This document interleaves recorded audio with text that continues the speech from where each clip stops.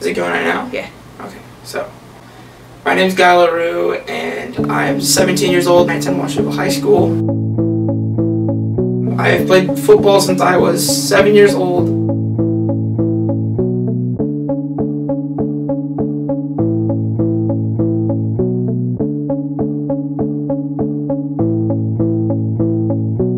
When I was a freshman in high school, I was on spring break and I went to Sand Lake to go ride my quads, which I love doing. I was going around with all of the people. I had like 9 people in my group, my brothers, my mom, my dad, our friends. And my quad blew up the day before. The engine just went to crap and it just wouldn't work. So I rode my mom's quad, and my mom's quad had problems all the time. And I thought I could ride through it. And we were coming home to go get one of our friends. And pretty much they made it up the hill and I didn't. And they didn't stop. They just kept going. The only people who stopped were my dad and his friend Roger. And they waited for me to get up the hill. So I backed down and I went up the hill and I was able to get up there. Well, when I got to the top, there was no one. They left. So I didn't know where I was going or what I was doing. So I just started riding. And about a minute into me riding, I could see them. About 600, 700, 800 feet away, I could see just the back end of the quads. And so I went and I tried to catch up. And when I caught up, I was going probably top end speed in 4th gear, and all of a sudden I realized I was a lot higher than them. I kicked down into tried stopping and slammed on the brakes, and off I went. It was a little too late. After I went off my dune, I landed probably 20 feet away from the dune, and I looked up and the quad was still tumbling and was probably 30 feet away from me and still doing its thing. And I sat up and started feeling around, and I didn't feel like I had anything broke, nothing bruised. I thought maybe, if anything, I broke my shoulder or maybe a couple ribs from the impact. And I just didn't know it because of the shock. But then when I stood up, I took a couple steps, and then just my legs gave out and I collapsed right on the sand. And when I did, I just lost complete feeling on my legs and motion. I couldn't lift them, I couldn't feel them, I couldn't do anything. So I started sitting up and twisting and trying to find a way for me to stand up, and it didn't just work. I just kept probably hurting myself worse. Thank God someone ended up seeing my wreck, and it happened to be 2 off-duty EMs from Sacramento who then went into their trailer that they were camping at and grabbed a neck brace and everything and came and stabilized my spine. When I went off, my dad rode up onto me and I was motionless, just laying there crying, and he thought I was dead because I wasn't moving. And he came down and I told him I couldn't feel my legs. He really freaked out and just started crying as well. I was shaking really violently and I was contracting, and I couldn't control my body. And when I was laying there, it took almost 45 minutes to an hour for an ambulance to show up to get me off the sand. And it felt like someone was shoving a softball in between my vertebrae, which really, really hurt. And when it was going on, they were debating on what to do with me, and they took me to a Florence hospital where they took x-rays and told me I broke 2 vertebrae, my L2 and my T2, and they said I had to go into immediate surgery, but they couldn't perform it there, so they needed to life flight me. So they got into a web call with OHSU in Eugene, and OHSU sent the helicopter to come get me before Eugene even knew anything was going on. And I was life flighted about 45 minutes away from Florence and to Portland, where they did more tests on me and said I was about 2 millimeters away from severing my spinal cord and paralyzing myself. So I was about one to 2 twists more away from becoming paralyzed. And when they were there, the last thing I remember for my wreck is getting an MRI, which really sucked a lot.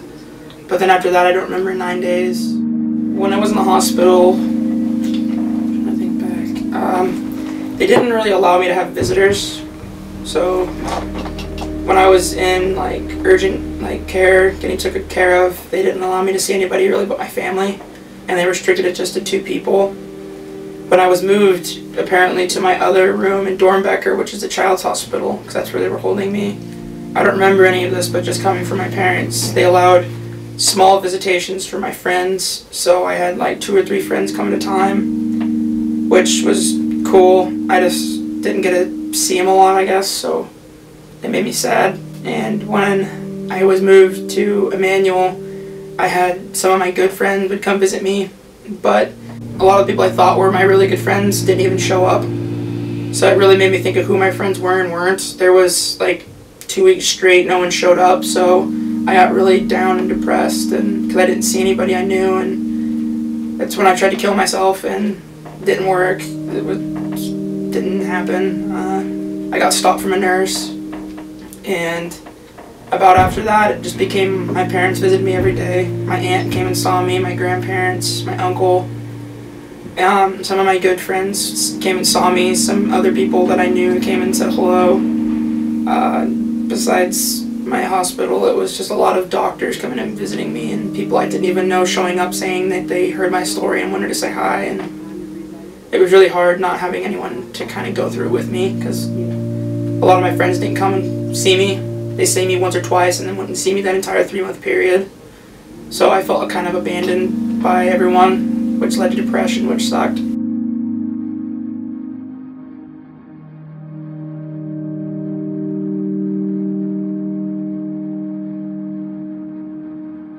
I was in the hospital for almost 4 months trying to recover. I broke my back and my L1 and my T2 vertebrae, and I had physical therapy for 2 years. I had to relearn to walk. I had to relearn all functions of about here down. I couldn't run, I couldn't walk, I could barely sit up on my own, I couldn't lift my legs. I still have problems today, but I've tried to come through them. After my injury, they said I would never be able to do anything I enjoyed. No sports, no extreme sports, nothing of the sort. They said if I did, I'd most likely either be paralyzed or die from body trauma. I played a lot of sports anyways. I didn't listen. I tried to do all I could. I hated feeling out of place because sports are what I did.